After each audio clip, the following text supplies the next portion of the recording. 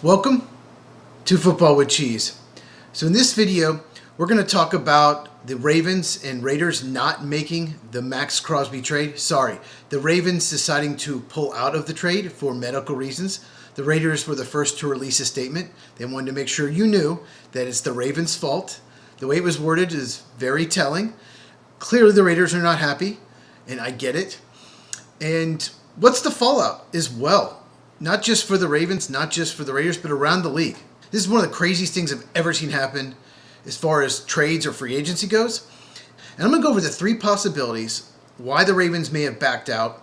And at the end of the video, I'm going to tell you what I think really happened. So if you're new to the channel, make sure you subscribe, hit the bell for notifications so you never miss one of my videos. So the timing sucked because most of the teams that would have traded for Crosby had agreed to contracts with other players, either other edge rushers or just other players in general that took up all their salary cap space they would have needed for a Maxx Crosby trade. We heard that the Bears, Bills, Cowboys, Bucks, Lions, Commanders, teams like that were possibilities. The Cowboys technically could have backed out of the Rashawn Gary deal that sent a fourth-round pick in the 2027 draft to the Packers. I was a little worried about it as a Packer fan, but it sounded like they've already decided Gary was their guy. He had already posted on X that he's going to Dallas, and it's official, the trade went through. Dallas wasn't going to pivot and all of a sudden say, oh, sorry, Gary, we're going to go after Maxx Crosby again. Even though Cowboys typically are more lenient than other teams when it comes to injuries, they're more likely to draft someone who was injured in college than other teams. So Maxx Crosby may have passed his physical with them, but I'll say this. They were unwilling to give up both their first-round picks this year, 12 and 20. The rumor was they were willing to give up one first-rounder this year, probably pick 20, and then another pick, maybe a day 2 pick next year. And that just wasn't nearly as good as the 14th overall pick this year and the first next year. That's what Baltimore was offering. Some people are saying the Lions could be a possibility because they just restructured Jared Goff's deal and saved a lot of cap room, but I think they're going to use that in extensions for Jahmyr Gibbs and possibly Sam Laporta. So I don't see him going to the Lions. The Bears apparently are still calling. I just don't know how they have the cap room. They probably would have been able to do it, but they agreed to sign Devin Bush and Kobe Bryant. And I said this had ripple effects across the league. It would have changed the whole entire landscape of free agency. For example, if the Bears had agreed to the trade, they probably don't sign Devin Bush, he signs somewhere else. Maybe not even Kobe Bryant, he signs somewhere else, and then those teams don't sign the guys they did, and so on and so on and so on. Could have affected every single team in the NFL. You just don't see crazy things like this happen on the eve of free agency. So once again, I think there are three possibilities of what went down. Get your tinfoil hats ready. Let's start with the first one.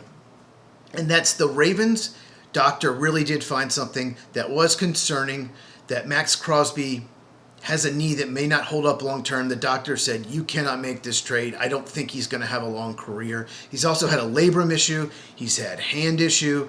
There always seems to be some kind of injury for Maxx Crosby. When he's on the field, he's amazing.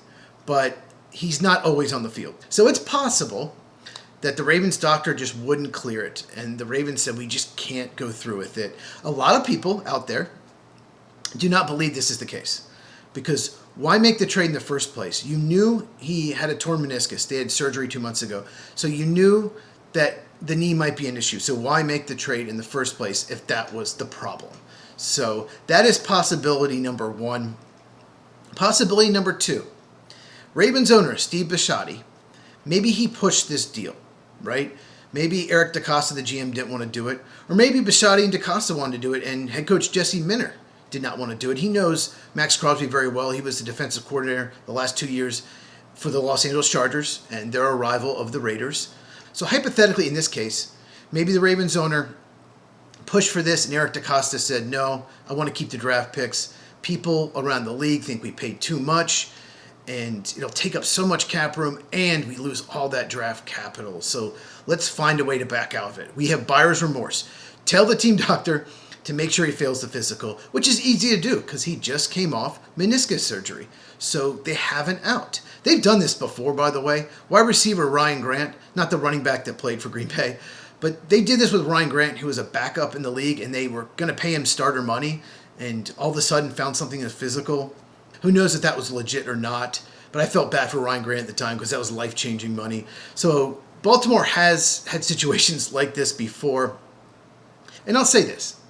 The Ravens have the right to renege on a trade or a free agent signing before the new league year starts, which is today, Wednesday. So they're allowed to do this. It's not against the rules. It's just very dirty if they purposely told the doctor to make sure he doesn't pass the physical because they didn't want to go through with this deal. Now, side note on this possibility, Trey Hendrickson was still available. I made a video, I'll link it at the end, about that signing earlier today. And there was a rumor that the Titans were very interested, but were $10 million a year off.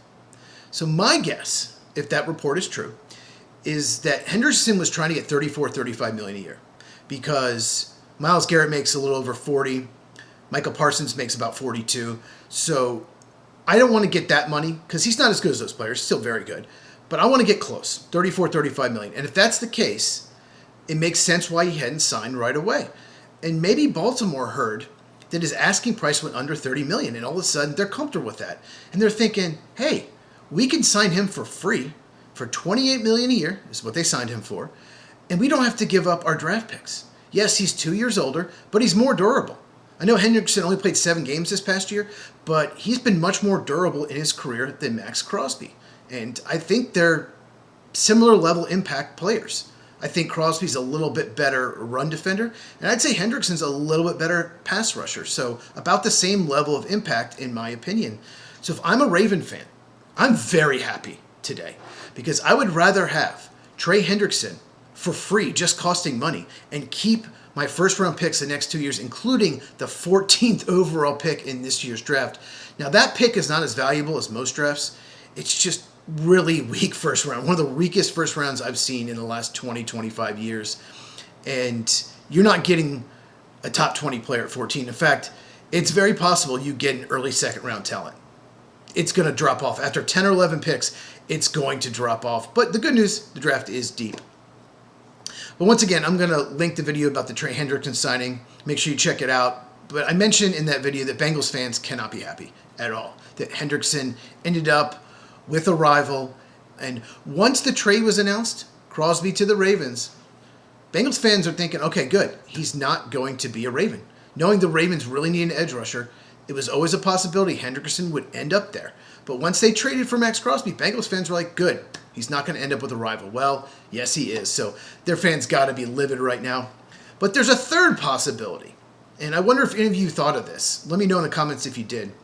And that word is vengeance.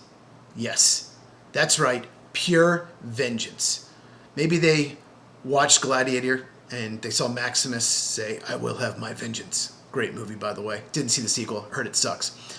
But what do I mean by vengeance? And I have 2 words for you. Tyler Linderbaum. The priority for the Ravens this offseason was to re-sign Tyler Linderbaum. To me, he's the second best center in the league after Creed Humphrey of the Chiefs. And reportedly, the Ravens were willing to pay Tyler Linderbaum more than Humphrey. Record-setting contract for a center. Creed Humphrey makes $18 million a year. He's the highest paid center. So I'm thinking they offered somewhere between $20 and $22 million a year. Maybe it would go as much as 22. That's just a guess. I don't know for sure. But that would have been reasonable, considering he is not as good as Creed Humphrey. Close, but not as good. And Tyler Linderbaum does not re-sign with the Ravens, if you did not know, and goes to the Raiders for $27 million a year, 50% more than Creed Humphrey, which is crazy. It resets the entire center market. I knew that the Raiders were probably willing to pay him more than anyone. That was the rumor. I was thinking $24 million, maybe. That was the highest they go. They go $27 million and guarantee the first 2 years of the deal. And Baltimore did not match that, obviously. I wouldn't either. That's insane. He's a very good player, and you want to get a center for your rookie quarterback, Fernando Mendoza. But holy crap, $27 million a year for a center. Wow. And I'll just mention this. Nevada has 0% income tax, and Maryland has between 2 and 6.5, I saw online, so 6.5 because he's a millionaire. So even if Baltimore had matched that deal, he could still make more money with the Raiders, but I don't think Baltimore came close to matching that deal. So I'll just say this. Teams can't be happy with this contract because now every guard and center that needs to be extended is going to want Linderbaum money, especially if they're one of the best at their position. If you're a center or guard that needs to be extended, you have 1 year left on your deal, you got to be happy. Their agents are going to be happy too because you're going to get paid because, once again, it reset the market. Now, which do I think is true? I think it's option 3. I think it's vengeance. I think they're pissed about Tyler Linderbaum. They had a meeting and said, we're going to fail this fiscal. We're going to get the Raiders back, knowing they're not going to get as much for Maxx Crosby as we offered. The team that does trade for him will have some leverage. They'll just say, look, he failed the Ravens physical. There's an injury risk, so we're not going to give you 2 first-round picks. We're going to give you a first-round pick next year, and maybe the year after we'll give you a 3rd or 4th. That might be the best offer they have out there now. And if they do trade Maxx Crosby anytime soon, like before the draft, the Raiders are going to be worried that that team will fail him for his physical. So they really cannot trade him anytime soon. Raiders got completely screwed. So they have 2 options, trade him or keep him. Let's talk about keeping him. I don't think it's going to work out. He has not been happy with a lot of decisions they've made. It just sounds like it's a time to move on. Plus, they agreed to all these contracts with other players, knowing they'd have his salary off the books. So the salary cap could be an issue. I don't think so because they had a ton of room, but that could be an issue. And I just feel like it's time to move on. He was really mad that they shut him down. He thought he could have played to the end of the year, but the Raiders were tanking. Whether they admit it or not, they wanted the first pick, and if he played, maybe he would have won them a game. And 2, if he gets hurt even worse, then they can't even trade him. So I completely understand what the Raiders were doing, but for him to just go home and leave the facility, didn't love that. So I just think it's time to move on. So here's what's probably going to happen. I don't think he's traded before the draft, maybe during, but even if you trade him during the draft, Maxx Crosby has to visit that team the week of the draft and take a physical. Because what if they make a trade during the draft and he fails the physical? So that's a possibility. But more than likely, the Raiders are going to have to take draft picks in 2027 and 2028. More than likely, he's going to be traded after the draft or before training camp, once he's fully healed, because you have to make sure he passes that physical. And that just sucks for the Raiders because they wanted that 14th overall pick. They probably were going to use it on an offensive lineman or wide receiver to help out Mendoza. They addressed defense and free agency. They still need a lot of help on offense. They were planning to use that pick, I think, on a Jordan Tyson or Ioane, the guard from Penn State. Maybe Carnell Tate falls there. Probably not. You never know. And who knows? Maybe Spencer Fanu, the offensive tackle of Utah. Maybe he falls to 14. So I think the Raiders wanted to use that pick to get help for Mendoza immediately. And now, if a team offers 2 first-round picks, it's going to be an unknown. A 2027 first-round pick and a 2028. And that team could win the Super Bowl. Whoever trades for him could win the Super Bowl, and then you're picking 32, not 14. And not only 32, it's the next year. You cannot get the players right away. But I think the most likely possibility is he gets traded during the draft, but I think even more likely after the draft. And the Raiders are going to get stuck with 2027, 2028 draft picks. And if you're the Raiders, you want the picks now. Every GM wants the picks now. You don't want them in future years, and they're unknown. Yes, it could not be the 12th pick if that team struggles, but it could be 32, like I just mentioned, or anywhere in between. It could be 27, 29. And you almost had the 14th pick in the draft. Even though it's not super valuable as most drafts, it's still the 14th pick in the draft. All you have to do is write 1 through 14 on your board. You're going to get one of those guys. So let me know in the comments, which possibility you think is the most likely? Do you believe the Raiders that they just didn't pass him physically? Do you think that they had buyer's remorse and wanted to sign Trey Hendrickson? Or do you think it was vengeance for Tyler Linderbaum? That's what I think. Maybe I'm crazy. Let me know in the comments. You enjoyed this? Give me that thumbs up. Really helps out the channel. Share this with anyone who loves football. I cover all 32 teams on this channel. Big emphasis on the NFL draft. Me and Mike, Lights Out Podcast, every Tuesday night, 9 Eastern, 6 Pacific. Link in the description. Check this video out if you have not, and I'll see you in the next one.